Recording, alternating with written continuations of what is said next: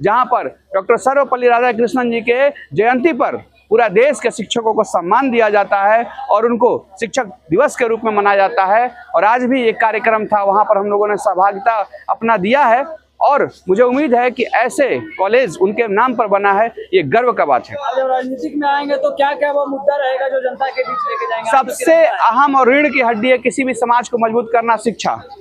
ये बच्चों का अगर शिक्षित दिमाग बन जाए तो ये बच्चा कुछ भी कर सकता है। इस देश में या इस दुनिया में सबसे बड़ा कोई संसाधन है तो वो शिक्षा है और शिक्षित दिमाग है। मानव संसाधन से बड़ा कोई भी संसाधन नहीं है।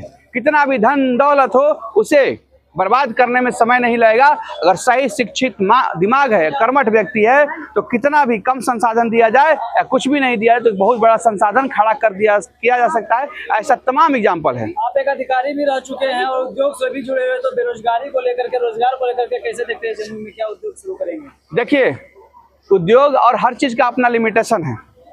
मैं चाहता हूं कि बच्चों को इनोवेटिव माइंड ऐसा बना दिया जाए, उनकी सोच को इस कदर स्वरूप दिया जाए, चाहे शिक्षा दे करके या ट्रेनिंग देकर, प्रशिक्षण दे करके, या उनको मोटिवेट करके कि न केवल एक लायबिलिटी नहीं बने, मतलब एक बोझ नहीं बने, एक एसेट बने, एक संसाधन बने और अपने साथ साथ कई लोगों को रोजगार दे। इस तरह का मोटिवेशन से अगर हम लोग निकलेंगे तो ये बच्चे तब जाकर के देश का जो बेरोजगारी की समस्या है वो खत्म कर पाएंगे। नहीं तो केवल आप सोच रहे हैं अगर कि केवल सरकार खत्म कर पाएगी, सरकारी नौकरी देकर के संभव नहीं। हाँ, सरकार जरूर नियम पॉलिसी ऐसा बना सकती है कि ऐसा शिक्षा दिया जाए जिससे रोजगार उत्पन्न हो, ऐसा शिक्षा दिया जाए कि इनके हाथ में कला आए, ऐसा शिक्षा दिया जाए कि मेंटली स्ट्रांग हो और इनको प्लेटफॉर्म दिया जाए नियम नीति बना करके। तो इस तरह की चीजें हम कर सकते हैं। बातों को सुनकर के ऐसा लगता है कि भाजपा से मिलता जुलता है क्या? अगला प्लानिंग कहीं भाजपा तो नहीं करेगा? हम एक राष्ट्रवादी विचारधारा के मजबूत